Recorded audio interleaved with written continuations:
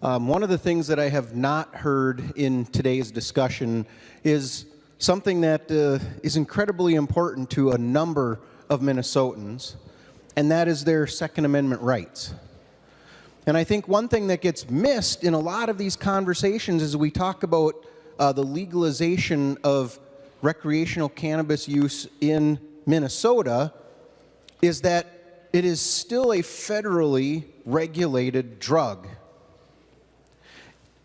And for anybody who gets a license to grow or to process or to sell, or anybody who purchases marijuana, you are now going to be in conflict with federal law, and thus that would make you a prohibited person from owning or possessing firearms or ammunition.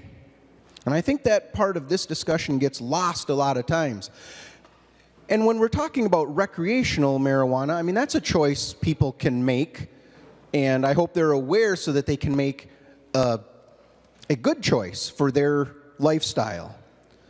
But I think one of the things that we have to consider, and part of what we did last year and part of what's happening here, is we are rolling the medical marijuana into the same office, and folks who use medical marijuana are also under that same issue in regards to their Second Amendment rights. And I'm wondering, Mr. President, if Senator Port would yield to a question. Senator Port, will you yield? She will yield. Senator Rarick. Thank you, Mr. President. Senator Port, I have a constituent in my area who is very concerned about this and so involved in the issues around marijuana that he ran in the special election for Senate District 11 as a candidate under one of the marijuana parties. And I know he has reached out to me on many occasions about the exemption that Minnesota can reach out to the federal government for around medical use marijuana and yet being able to have their Second Amendment rights protected. And I know I've shared his contact information with you, and can you let us know, I mean, have you had some connection with him, and has there been discussions around the new office? Because I know in the past, state agencies have not done anything around this. But are there discussions that our new office will in fact look into this so that people who use medical marijuana will have the ability to have the medical use and still potentially get that federal exemption so that they can own and possess firearms?